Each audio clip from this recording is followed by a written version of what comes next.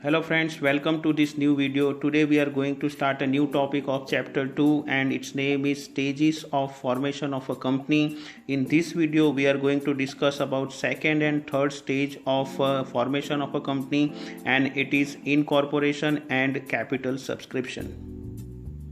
So let's start the topic incorporation. After completing first stage, next stage is incorporation. Here promoters make an application for the incorporation of the company. This application has to be filed with the registrar of the companies of the state within which they plan to establish registered office of the company.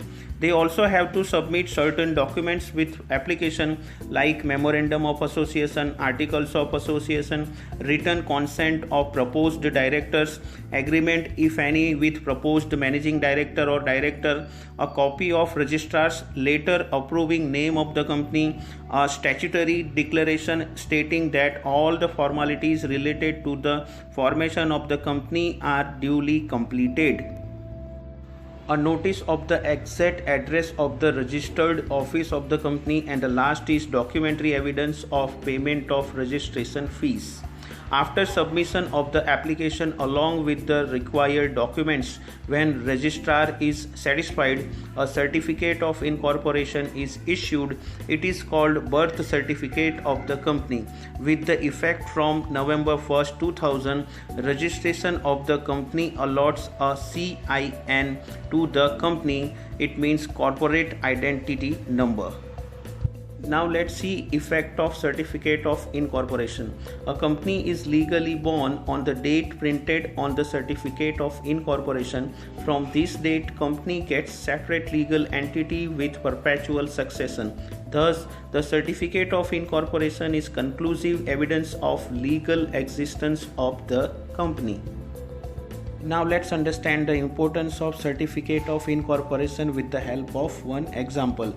Suppose document for registration is submitted on 6th of January and certificate of incorporation was issued on 8th of January.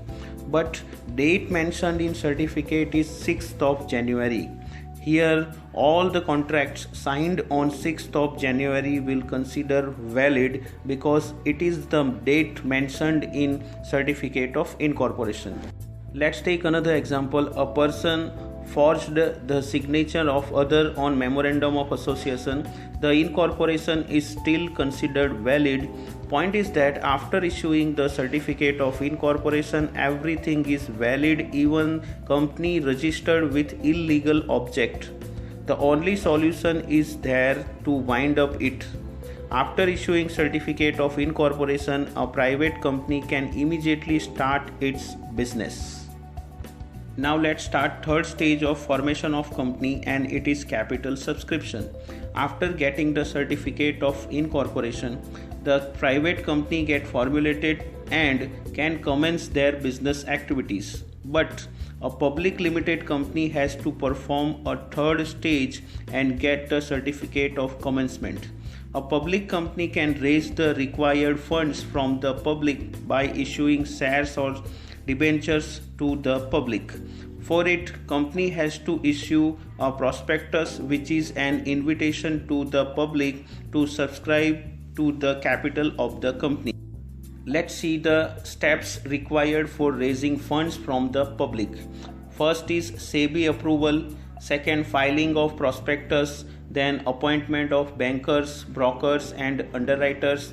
Afterwards, minimum subscription is there, then application to stock exchange, and last is allotment of shares. Let's see the first SEBI approval. SEBI's full form is Security and Exchange Board of India. It is a regulatory body which controls the capital market of India to protect the interest of investors. The public limited company must submit all the relevant information with the SEBI before issuing its security to the public. And here, company should not hide any information or material fact from SEBI. Next is filing of prospectus. A copy of prospectus or statement in lieu of prospectus is filed with registrar of companies. It is a circular, invitation, notice, advertisement, document issued to invite the general public for subscribing the shares of the company. In the prospectus, all material significant information must be fully disclosed so investor can take decision about the investment in the company. Next is appointment of bankers, brokers and underwriters. To receive application money, bankers are appointed. To sell the shares, brokers are appointed. They encourage general public to apply for shares. If company is not sure about good public response, it may appoint underwriters to buy the shares. They receive commission for underwriting. Remember, appointment of underwriters is not necessary. Next is minimum subscription. To ensure there is no shortage of funds to commence the company, it is made compulsory that company must have to receive minimum application of shares, and this is called minimum subscription. As per SEBI guidelines, the limit of minimum subscription is 90% of issued shares. It means if company is receiving less response from the people, means less than 90% response of issued share, then it will be returned to the applicants. Next is application to stock exchange. An application is made to at least one stock exchange for permission to deal in its shares or debentures. If such permission is not granted before 10 weeks from the date of closure of subscription, the allotment money becomes cancelled and all the money received from the applicants will have to be returned to them within 80 days. Last one is allotment of shares. After getting listed in stock exchange, the company starts the process of allotment and the company prepares a return of allotment. Return of allotment is a statement giving detail about the names and addresses of all the shareholders and number of shares held by them. Company has to submit a return of allotment with the registrar of the company. Like this way, all steps required for raising funds are over here.